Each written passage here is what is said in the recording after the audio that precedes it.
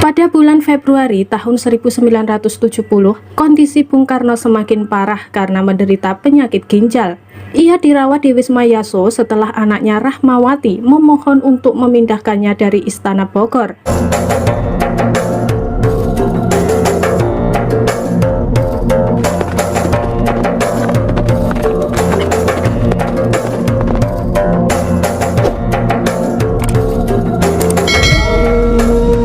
Sebuah ruang perawatan yang sangat sederhana untuk ukuran seorang mantan presiden, Soekarno tergolek lemah di pembaringan. Mendengar kabar tersebut, Hatta duduk di beranda rumahnya sambil menangis, teringat sahabatnya itu. Lalu ia berbicara kepada istrinya Rahmi bahwa ia bermaksud menemui Bung Karno. Tapi Rahmi menolak dan berkata bahwa Soekarno sudah menjadi tahanan politik sehingga tak mungkin bisa ditemui. Soekarno adalah orang terpenting dalam pikiranku. Ia sahabatku, kami pernah dibesarkan dalam suasana yang sama agar negeri ini merdeka. Bila memang ada perbedaan di antara kami, itu lumrah. Tapi aku tak tahan mendengar Soekarno disakiti seperti itu. Elak Hatta seperti dikutip pada buku Soekarno Fatmawati, sebuah kisah cinta klasik. Keesokan harinya, Hatta diizinkan mengunjungi Soekarno. Sebelumnya, ia menulis surat dengan nada tegas kepada Soeharto untuk bertemu Soekarno. Uniknya, surat itu langsung disetujui. Hatta diperbolehkan menjenguk Bung Karno. Hatta datang sendirian ke kamar Bung Karno yang sudah hampir tidak sadar. Tubuhnya tidak kuat menahan sakit. Ia menghampiri pembaringan Soekarno dengan sangat hati-hati, menahan rasa sakit yang tak terperih. Soekarno membuka mata dan menyadari kehadiran Hatta sambil menyapa lemah. Yang disapa tidak bisa menyembunyikan kesedihannya, namun Hatta tidak mau kawannya ini mengetahui jika dirinya bersedih. Dengan sekuat tenaga memendam kepedihan yang mencapik hati, Hatta berusaha menjawab Soekarno dengan wajar. Sambil sedikit tersenyum menghibur, ia hanya bisa menjawab dengan menanyakan kondisi Soekarno. Hatta menyapanya dengan "No", sebutan yang digunakannya di masa lalu. Tangannya memegang lembut tangan Soekarno, panasnya menjalari jemarinya. Ia ingin memberikan kekuatan pada orang yang sangat dihormatinya ini. "How God he made you?" atau "Bagaimana kabarmu?" ucap Soekarno. Hatta memaksakan diri tersenyum. Tangannya masih memegang lengan Soekarno. Soekarno kemudian terisak bagai anak kecil.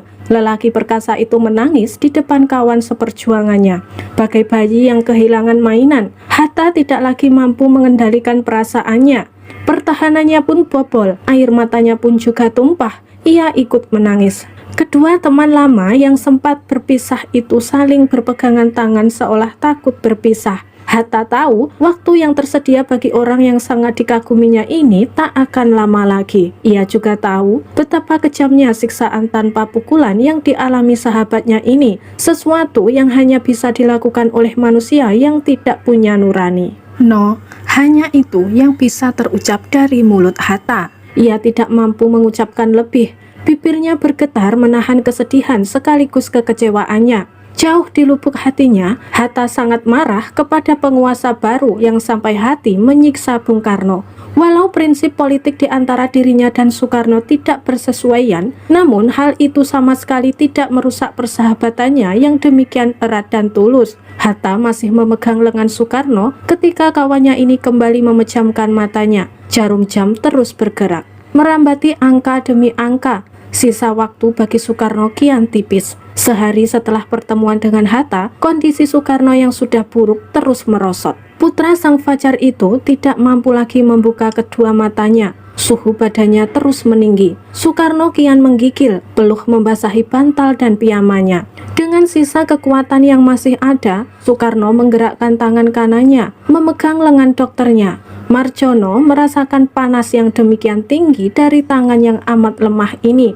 Tiba-tiba tangan panas ini terkulai. Detik itu juga Soekarno menghembuskan nafas terakhirnya. Kedua matanya tidak mampu lagi untuk membuka. Tubuhnya tergolek tak bergerak lagi, kini untuk selamanya. Situasi di sekitar ruangan sangat sepi. Udara sesaat terasa berhenti mengalir. Suara burung yang biasa berkicau tiada terdengar. Kehampaan sepersekian detik yang begitu mencekam, sekaligus menyedihkan. Dunia melepas salah seorang pembuat sejarah yang penuh kontroversi. Banyak orang menyayanginya, tapi banyak pula yang membencinya. Namun semua sepakat Soekarno adalah seorang manusia yang tidak biasa, yang belum tentu dilahirkan kembali dalam waktu 1 abad. Manusia itu kini telah tiada. Dr. Marjono segera memanggil seluruh rekannya sesama tim dokter kepresidenan. Tak lama kemudian mereka mengeluarkan pernyataan resmi, Soekarno telah meninggal. Berita kematian Bung Karno dengan cara yang amat menyedihkan menyebar ke seantero pertiwi. Bangsa ini benar-benar berkabung. Putra Sang Fajar telah pergi dengan status tahanan rumah, padahal ia merupakan salah satu proklamator kemerdekaan bangsa ini dan menghabiskan 25 tahun usia hidupnya mendekam dalam penjara penjajah kolonial Belanda demi kemerdekaan negerinya.